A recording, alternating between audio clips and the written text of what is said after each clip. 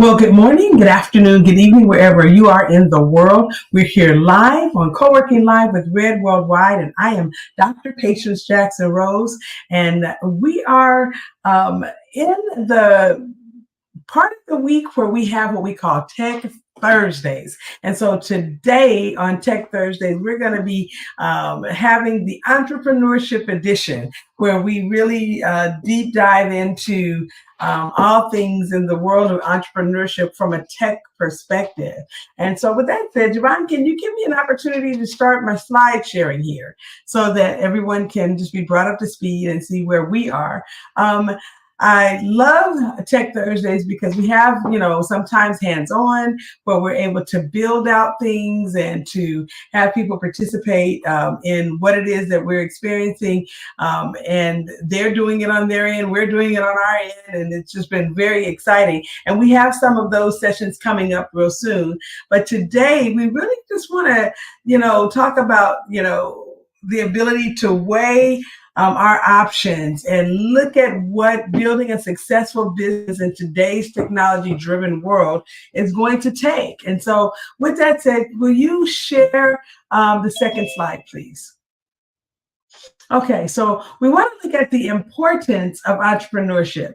And while we're taking a look at this, I just want to say thank you to all of those who are in our Zoom studio. We are excited for you who continue to join with us on a daily basis. And I promise we're going somewhere, okay?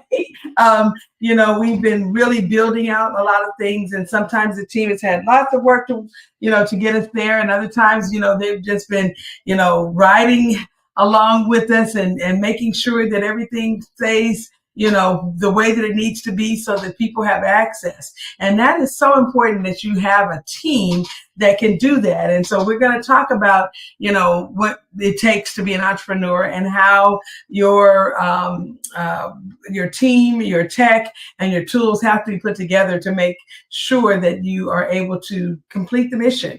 Well, the importance of entrepreneurship with regards to economic growth is really something that I want us to think about, because every business that exists here in America since the beginning of America was started by people who generally are here in America, So entrepreneurs drive innovation and create new jobs.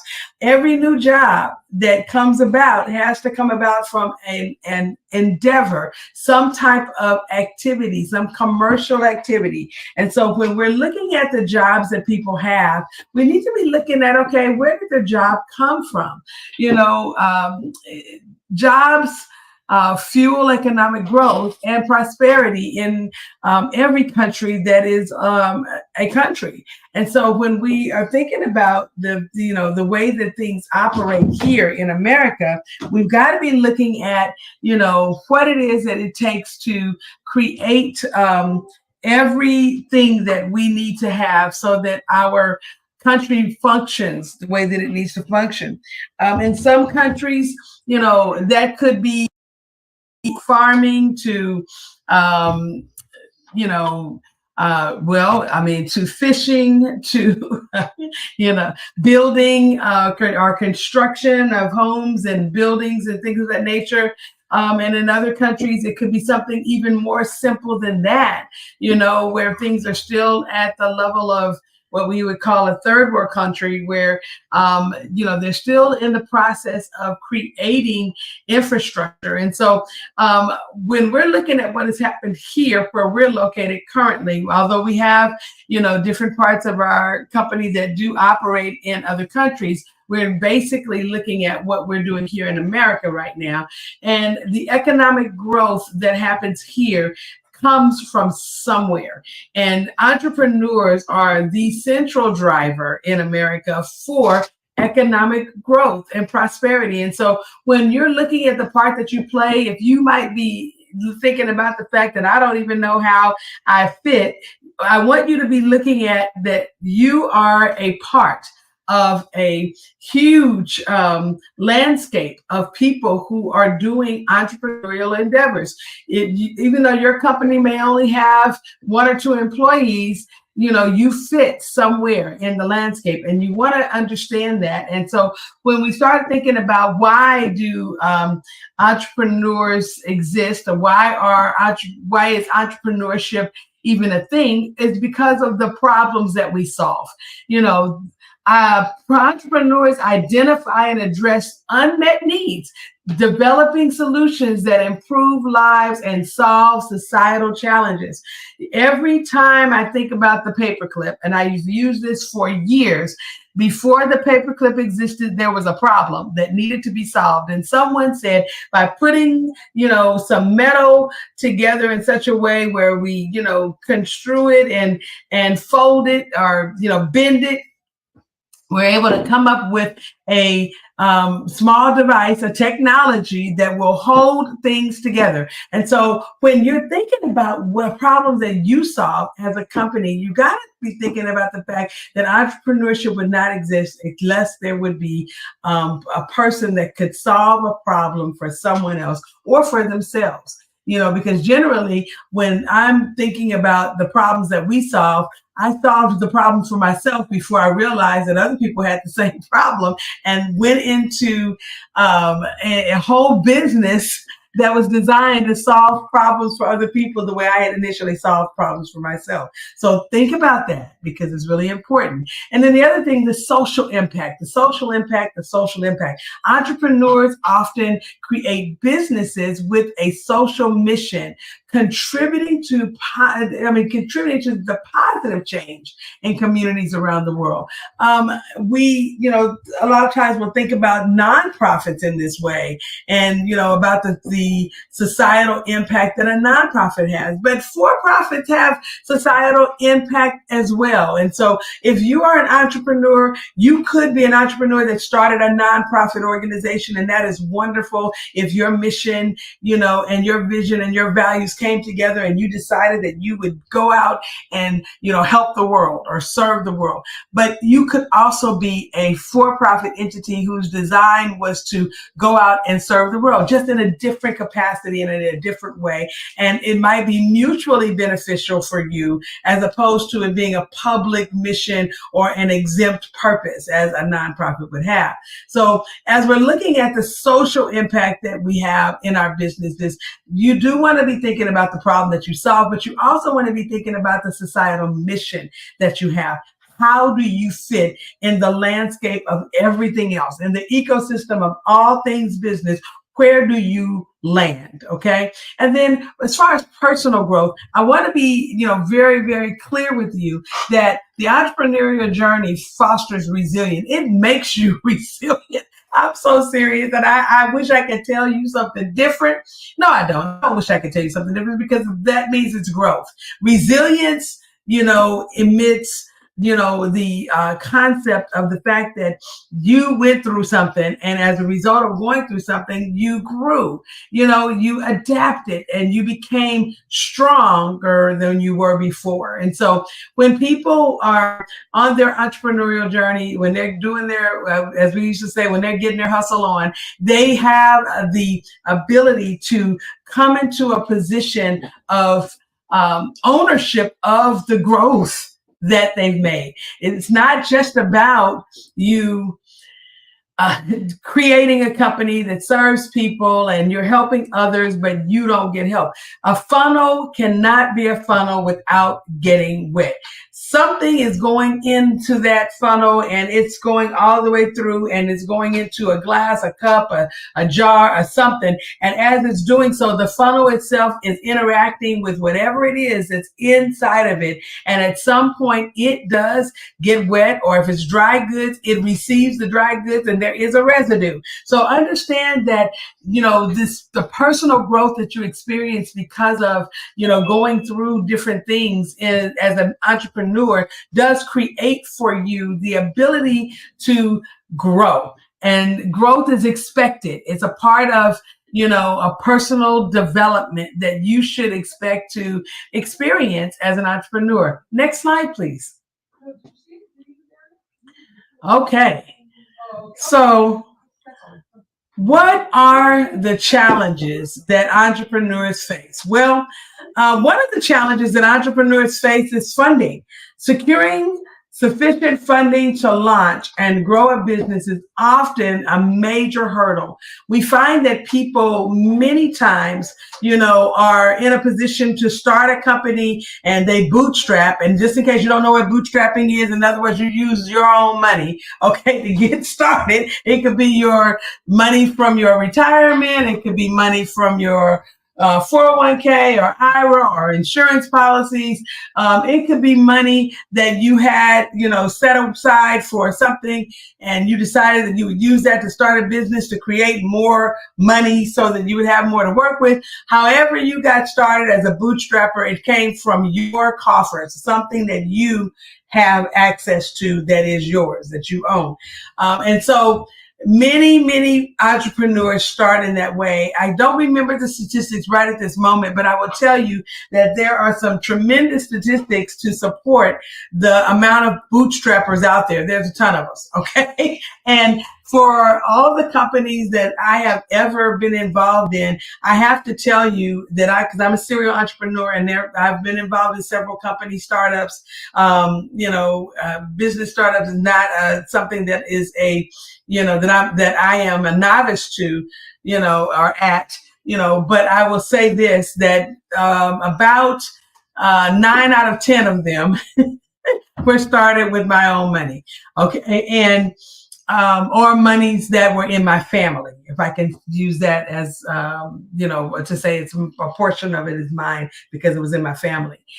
So I want to also tell you that when people get access to funding, sometimes, it helps them to get started. But at some point, growth at any level is going to require more access to funds. And so with that said, you have to have, a good revenue performance, financial performance, in order for you to be in a position where you can really take advantage of the company's, having a good solid start and a good, mature, growth. Okay. And so I want you to be aware of the fact that you got to be thinking about a budget ahead of time. You have to know where your money is going to come from, or at least have some idea of what you're going to do. It is never a wise decision for you to jump into business without taking into account, some of these things, because these things are extremely important, and it could, be the cause of some great challenges. I mean, if you start a business and you're not in a position where the company is doing well, and you've hired on employees and the employees don't have access to the funding necessary for them to keep their jobs, okay, because if you don't have access to it, then the employees are not going to have access to it. If you can't pay payroll or meet the budget to make the payments to your contractors, it could create a problem. And so you want to be thinking about, always, how do I secure the necessary amount of funding? How do I make sure that funds are constantly coming in? How do I have a growth trajectory or a growth potential that will allow for the company to stay in the market and do what it needs to do? It's important for you to understand that the market is highly competitive, and it requires entrepreneurs to differentiate their offerings so that they can stand out.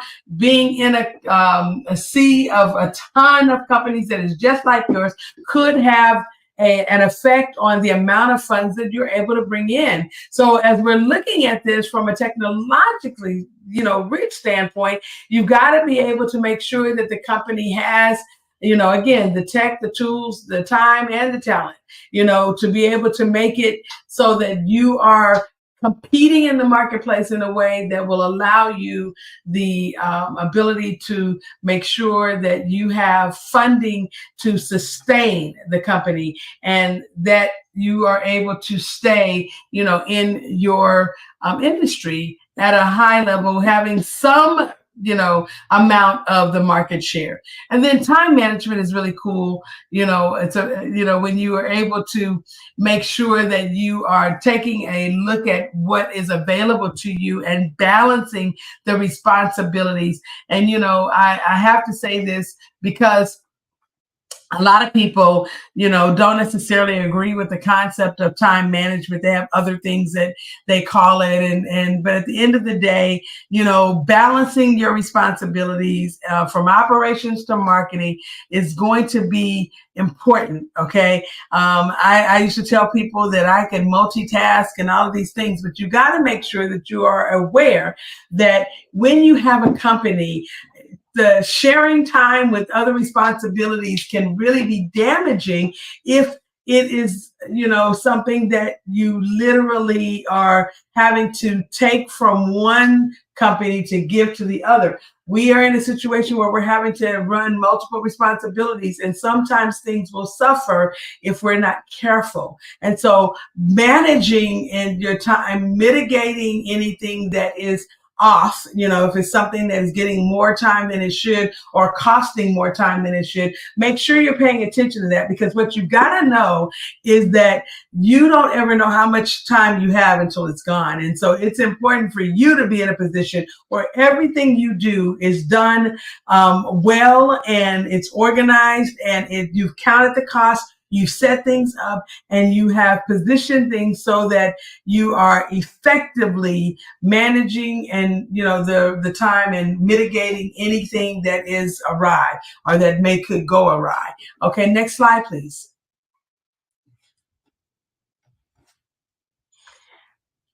So how do we leverage technology for our business growth? What do we do, to take advantage of some of the tech that is out there that really can help us to become better at what we do? Well, one of the things that we can do is, take a look at how we can use digital methods for marketing and having, are giving us access to a wider audience or more people, and how can we automate our sales processes? We've talked about marketing and sales on from a couple of different angles. And today, the way we're reaching out to you to talk about it has more to do with it being a part of our total technology stack. Okay, if we could say it that way, so that means that, we're looking at, the use of the digital marketing tools, all of our socials, TikTok,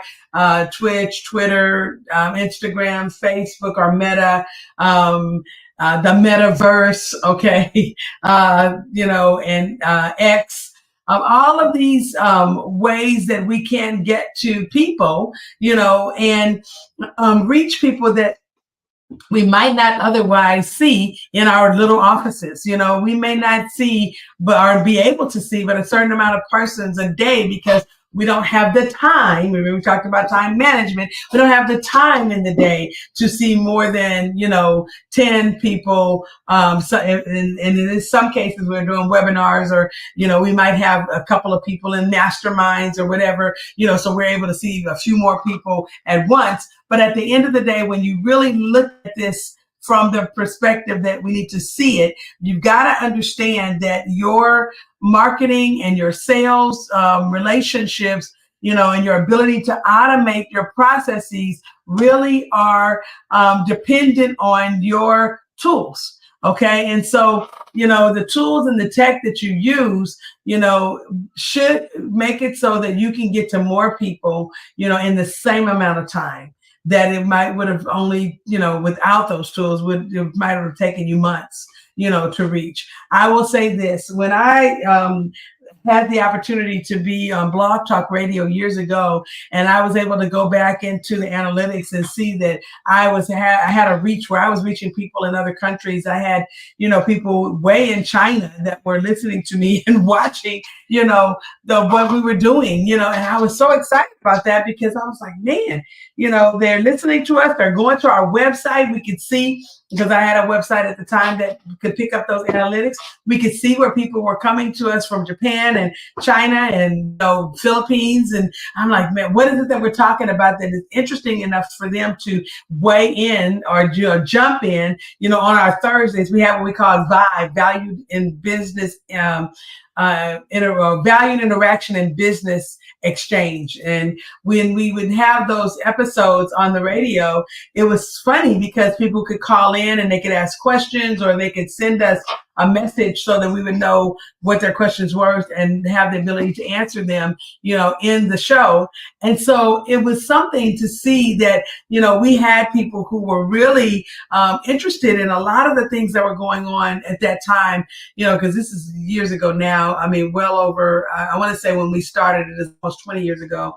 And having the ability to get the answers to their questions, do the research, and show up at the show with the answers, and, have people be there on the other end, listening for their answer to their question, that really meant a lot. And so, I will say that having the ability to use the tools, and the tech to widen your audience and to gain access to people that you wouldn't otherwise have access to is going to be huge. And then having the ability to, once you get those people, involved in what you're doing, manage the relationships. I mean, stay involved in, through your customer relationship management systems, manage the interactions and personalize those experiences. That's going to be big, because what now happens is that they are able to, say that they followed up with me, or they, had something that I could use to position myself better in the marketplace, or, all of those things are really important to customers and our potential customers. So you want to make sure that you're putting yourself in the position so that you can, be there for the customer. And then the data analytics, we've talked about business intelligence a lot, and we've spoken, to the fact that you really want to be able to leverage the data, to gain insights into the customer's behavior, having the ability to look at the consumer behavior and go back and tweak things, optimize your strategy and make more informed decisions about how you're going to perform your business, so that you can reach out to all of the customers that you have the desire to serve. That's big, again, because it makes it such that you can increase your financial performance. You can better, or improve your growth potential and your growth trajectory. Even it makes it so you can stay in business as with your unique value that you offer, and people will choose you over others. Okay, next slide, please. So what are some of the insights we have, from successful entrepreneurs? Okay, what are entrepreneurs saying? Well, one of the things that entrepreneurs are telling me is that you got to stay persistent. You got to be prepared for setbacks and challenges, but you got to push forward despite the obstacles, or what might appear as an obstacle. I've said many times that things that sometimes look like an obstacle turn out to be something very different than that. And so if you don't stay in the game, you won't know, okay, that this is the case. So you have to be able to be prepared for the setbacks and the challenges, but even though they may show up, even though the obstacles may appear, you have to know that they are appearances. They may not be real. And so sometimes we have things that are threats, and sometimes we have things that are really risks. But again, if you stay in the game, stay persistent, you can make choices. You can choose to, pivot and go to something that is a relatable, or might even be a complementary service offering that you can, jump into, because maybe what you're doing is being rooted out of the marketplace because of technology or some type of law or other issue that might present itself that could, stop you from doing the same thing, for over time. But you could also persevere, just hang in there, and the market could course correct in something that was a thing that was not a thing can become a thing again. Okay. And so from my own experience, I can tell you that there have been many times when, it was expected that something that we were doing was going to not be needed anymore because of technology. AI, had promises of taking away a lot of, opportunities for people, when really what ended up happening is it gave more opportunities than it took away. And so I will tell you that just stay in there. If you could just stay in there and persevere through some of those challenging times, you will find that many times, you didn't have to close the doors. You just needed to reinvent or iterate on top of what you were already doing, or reiterate what you were doing, so that people knew that you were actually still available in the market. Then you have to remain adaptable. People are saying, okay, and I love to use this because I have some Gen Xers in my that I birthed, okay, and they're telling me that people are saying, okay, that you got to stay adaptable, stay flexible and willing to adjust your approach as needed. Based on the market trends and feedback. There's sometimes what you're doing is, the right thing, but it may need to, be done at a different time of day or in a different location. So being adaptable gives you these options to, move, and be fluid with the marketplace. And then lastly, you got to have passion. No matter what you're doing, you have to remain passionate about it. Some people start off and they are just excited and they are moving and shaking and everything is going the way that they think it's supposed to be going. And then all of a sudden, they hit a roadblock, or, they hit a slump, or things get hard, or it feels like it's too much work. They don't have enough help. All these things come to bear. And as a result of it, they start, to reduce their level of engagement. They become a lot less passionate about what they're doing, and their business suffers as a result of it. So what am I saying? I am saying that you have to build a business around something you are passionate about. And if you do, it will fuel your motivation and drive, and it'll keep you excited. And if you find that your motivation is waning or your passion is not what it used to be, take a break. Okay, you can do certain things to, not necessarily take a break from doing business, but remove yourself, from the forefront long enough for you to become rejuvenated, because sometimes you just need a nap. I'm just being honest. Sometimes you need a nap. And so having the ability to refresh yourself and revive yourself, can breathe life back into your company and give you the ability to come back in there, strong and, more passionate than maybe you were before. Okay, next slide, please.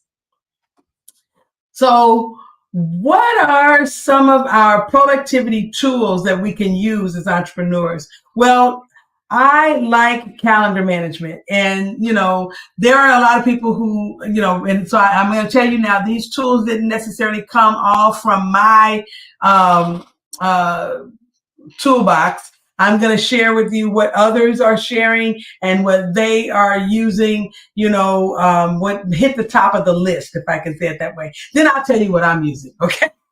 I'll do that. But for calendar management, many people use Google Calendar because tools like Google Calendar help entrepreneurs schedule meetings, track deadlines, and stay organized, and it is free. Okay, so when I'm seeing people that are using it, one of the main reasons why they use it is because it's free, and they can have access to it, and have some of the best management options, from utilizing Google Calendar. People can actually schedule on their calendar. If they share calendars with others, they can make sure that certain things are blocked out. And so there are lots of reasons why people use Google Calendar. Now, personally, I'm an Outlook girl. And so I'm just saying that in terms of the truth for me is always going to be Outlook. And we use other calendar scheduling tools, which are different than calendar management. So let me just be really clear so you understand that Scheduling tools are not calendar management. Scheduling tools are for scheduling. And yes, the scheduling tool might also have a calendar, but generally speaking, the calendar management needs to be in your own hands, meaning that, utilizing an email domain that you control, you have access to using,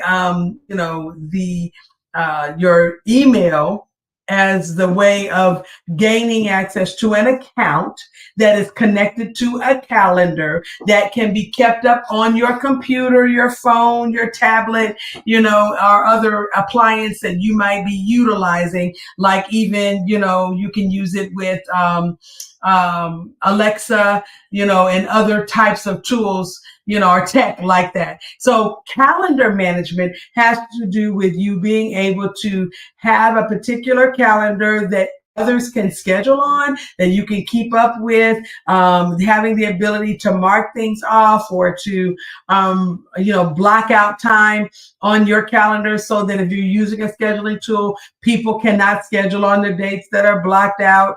Having the ability to share time with others on the calendar, where maybe if you're all in a team at work, you guys all have the same items on that calendar for those specific days, because for your company's calendar management using its own email domain, now every person has an email account, and that calendar management is collectively a part of what happens at your company.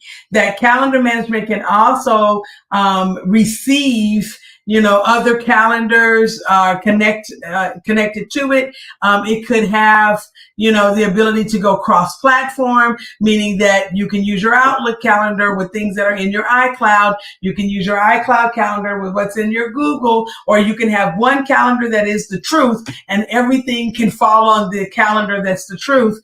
I call the truth, again, in my life is Outlook, but you might be using a different platform. And so with that said, you may need to sync your calendars so that it can retain its management process for everything that you're using. Now, for scheduling purposes, totally different. I'm a Calendly girl, okay? So I don't use Google Calendar or Outlook for scheduling. I schedule on Calendly most frequently.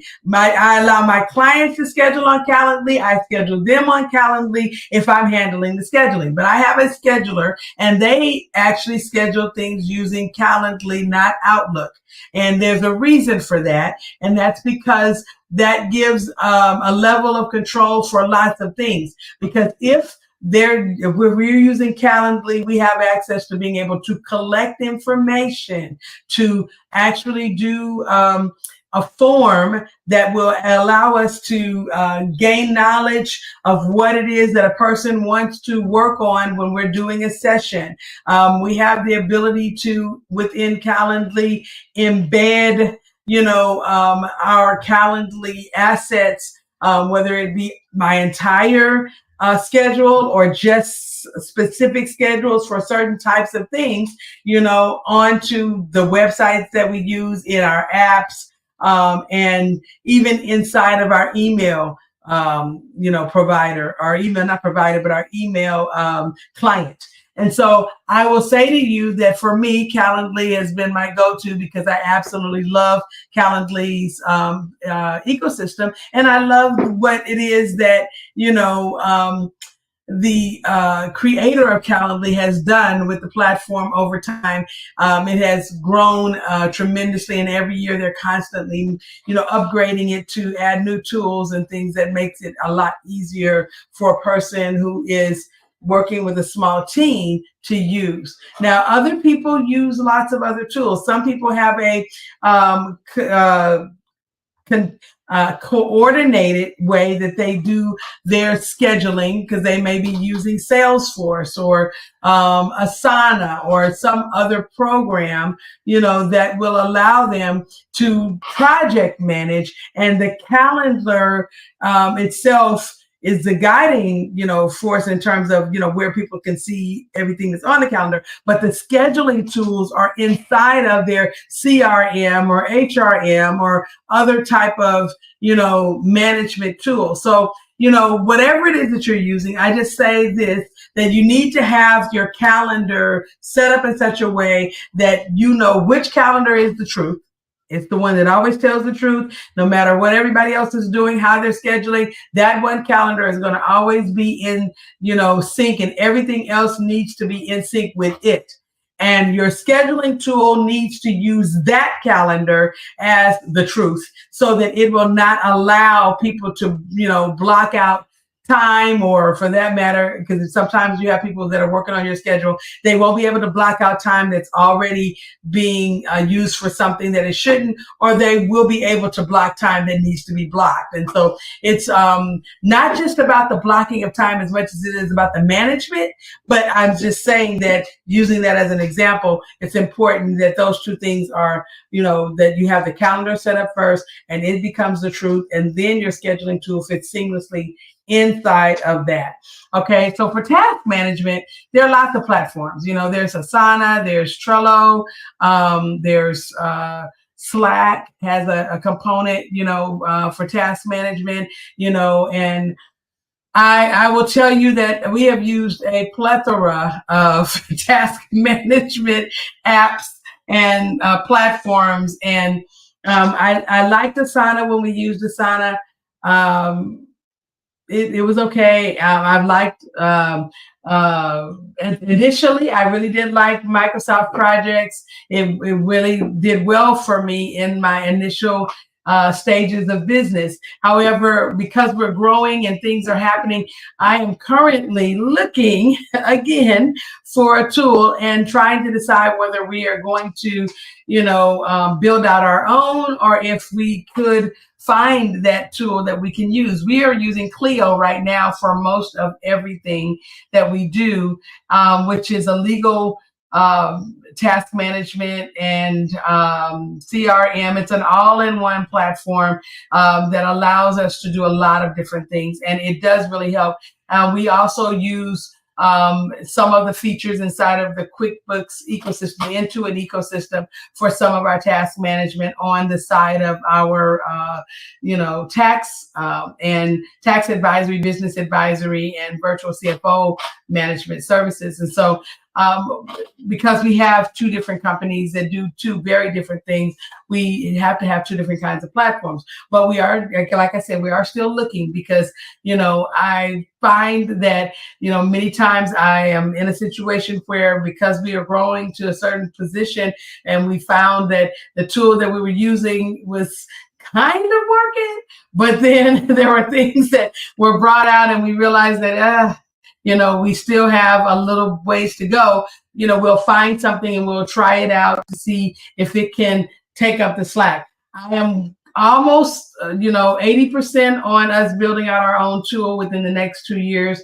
because I think that, the level of growth that we're having is going to dictate that we have to have something that's more customized for our own use. And because we just have so many things that we do and that are very different from what the softwares that we are using right now are designed to do. And so when you find yourself in that situation, you need to start shopping. And I'm just being honest, and look at whatever's out there. Get on YouTube University, talk to other people in your field, see what they're using. Don't be, shy about doing a trial, to, doing a demo, finding out what is going to work for you, because task management is important. And if you're not able to track the task and know where everybody's supposed to be, on a particular thing, then you could lose time and money. It can affect your bottom line, and you can end up in a situation where you are spending way more time to complete a task than you should.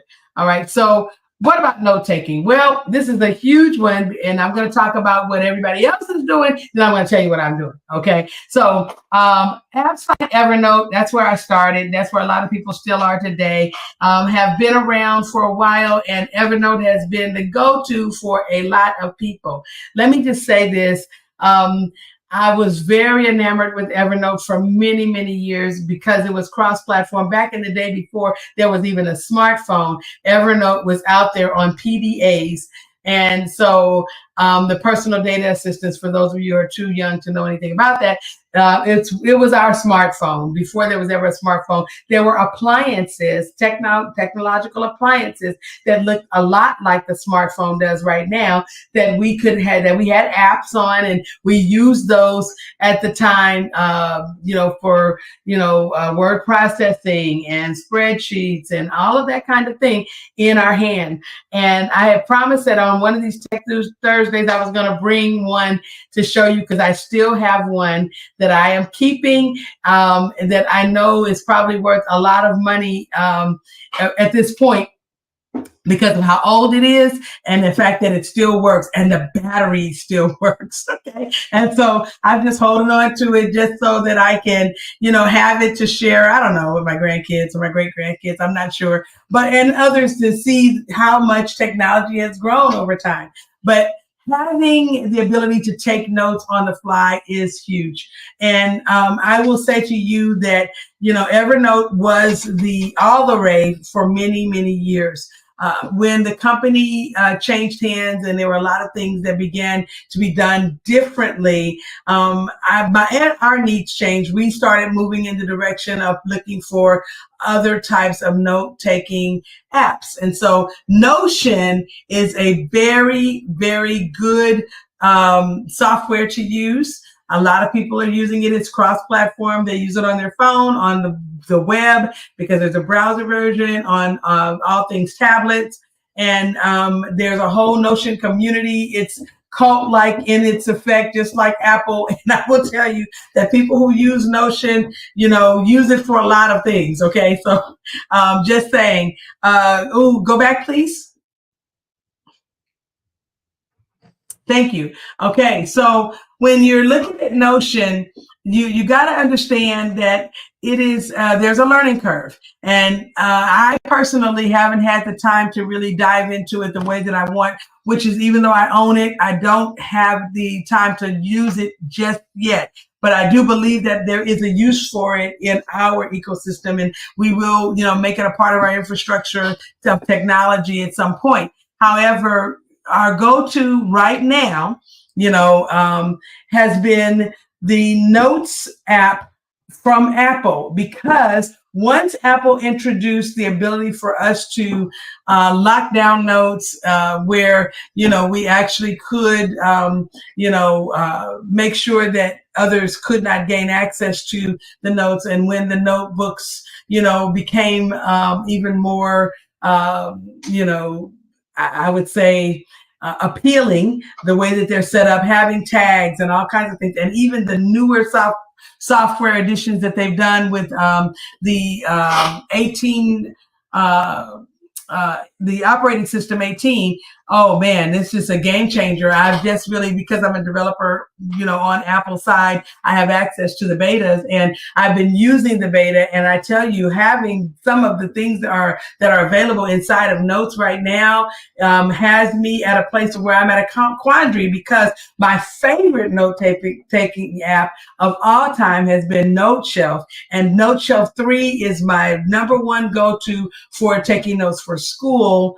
And all things business, ideas. I've done so many things in NoteShelf. I've created all kinds of note taking opportunities for other people, journals and planners, all kinds of things. But what I'm finding is simplicity for me is becoming a big deal.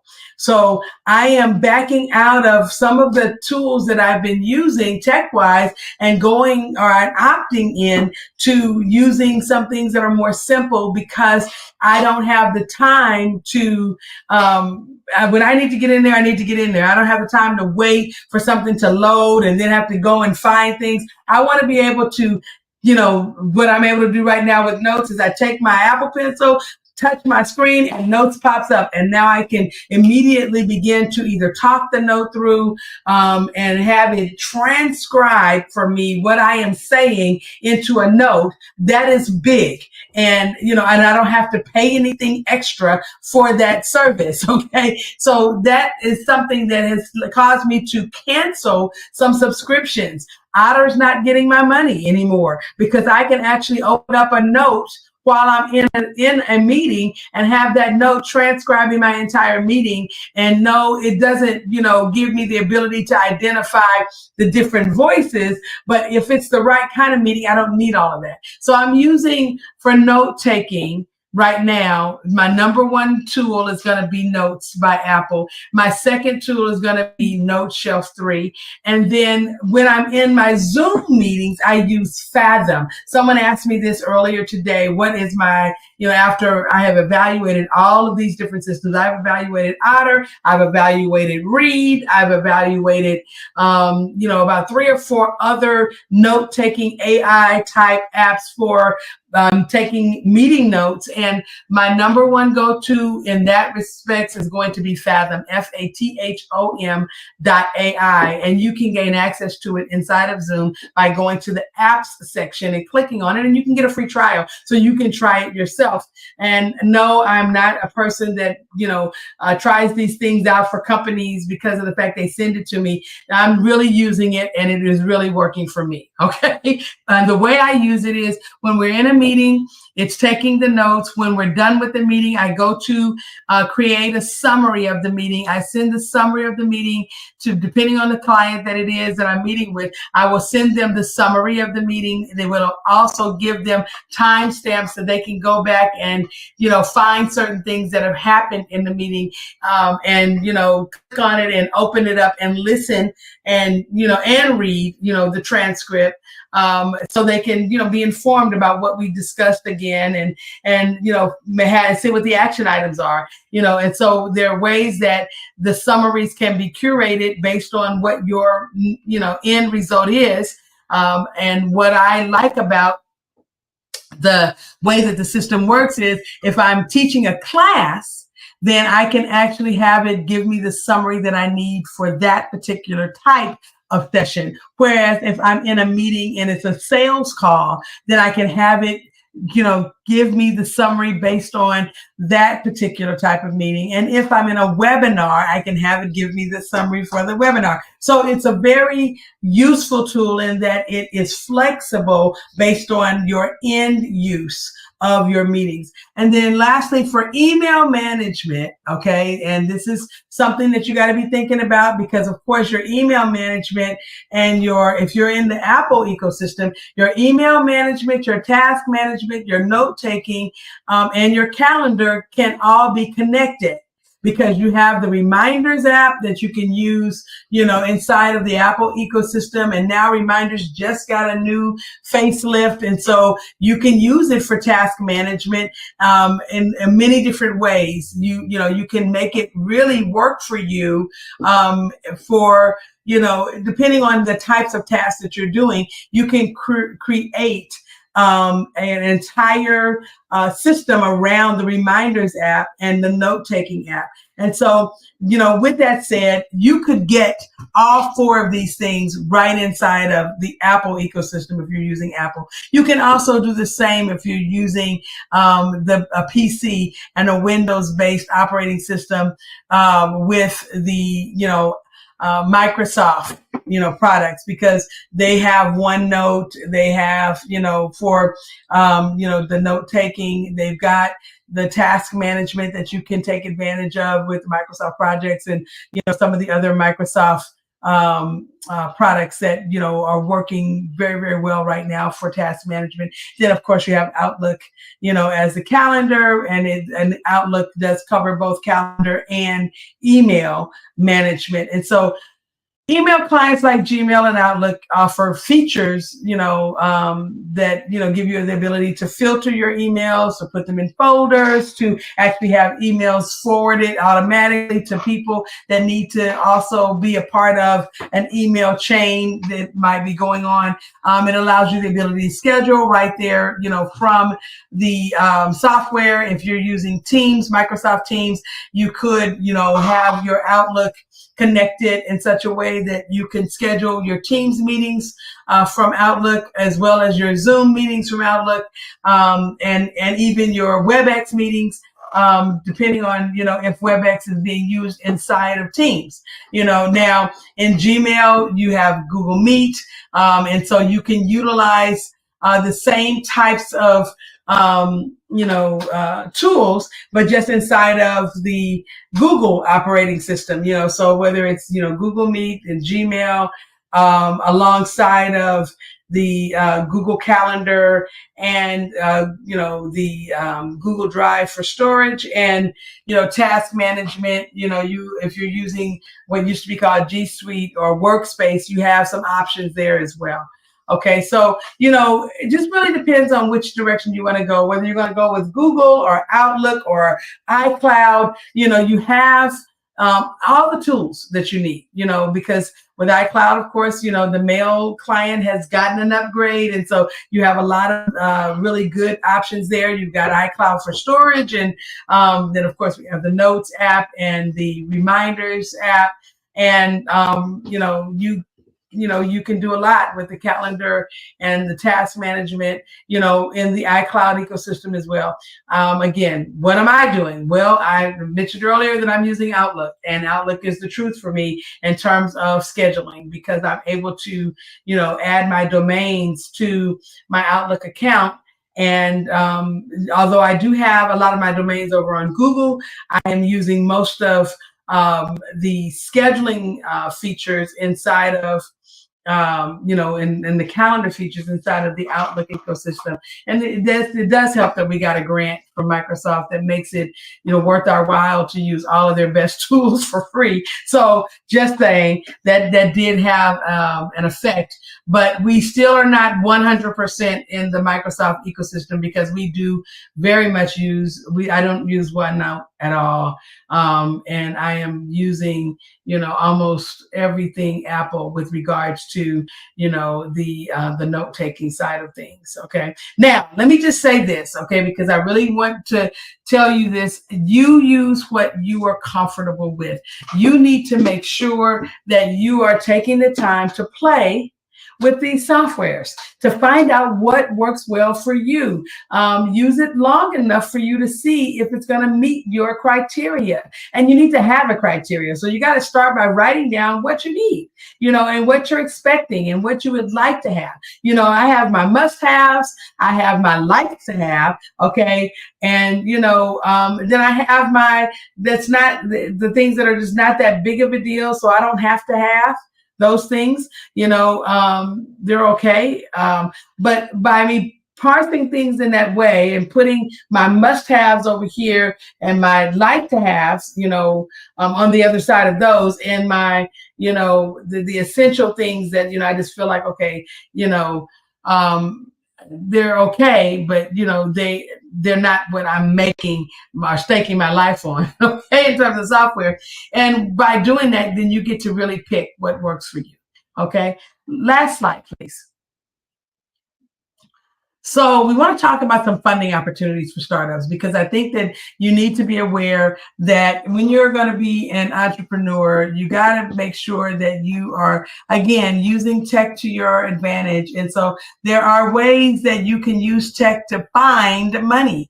Okay. And when you want to fund opportunities, in your startup, you might want to start by looking at, well, again, you need to, put down your list. What are you willing to accept in funding?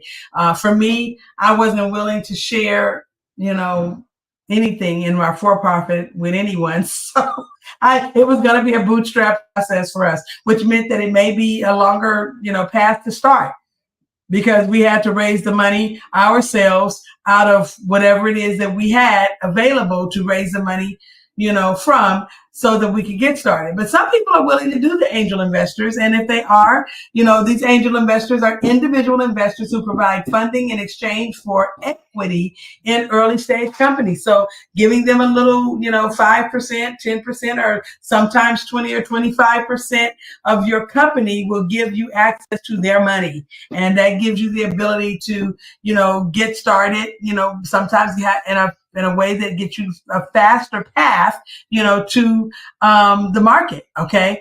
And then there are venture capital firms. These are professional investors that invest in high growth companies with significant potential for return on investment. And I did a whole session, talking about, would you be willing and why you might be willing to accept this kind of money. Okay. But what you also need to be aware of, in doing this. And I'm going to do another session on that because I don't think it's in our current co-working lineup, but I think it's important for us to, maybe dive back in, maybe on our Smarter Start Bootcamp Day, where we will, just talk a little bit more about angel investors and venture capital and what might be the best of both worlds, because there are some options, that could include using both at some point. All right. And then there's crowdfunding platforms. And I tend to favor crowdfunding for a lot of reasons. We have clients that, are actually creating products, and crowdfunding has been a very good way for them to get money to get their product to market. There are other ways that we help them to get products to market, but crowdfunding has been a really good way to, make sure that funds were available, for them to get to market faster. And so online platforms like, GoFundMe, there are some tech crowdfunding platforms. There's Kickstarter. There's, a few of them out there. So, take some time to kind of look and see, do a search for crowdfunding platforms to see, because there's some that are specific to a different, each different kind of business that you might have. Online platforms that allow entrepreneurs to raise money from a large number of individuals. Sometimes people just give the money and they want to see you successful without anything in return. Other times you might, offer something, whether it's like if you have a product that you're bringing to market, maybe you give them, your alpha, product that you're putting out so that you can get feedback, or maybe, you promise them, a discount, on the product when it launches. There are lots of things that people do with the crowdfunding platforms that make it worth the while of the person who's giving the money to get involved. And then there are government grants. I love government grants. I've written quite a few and had some funded.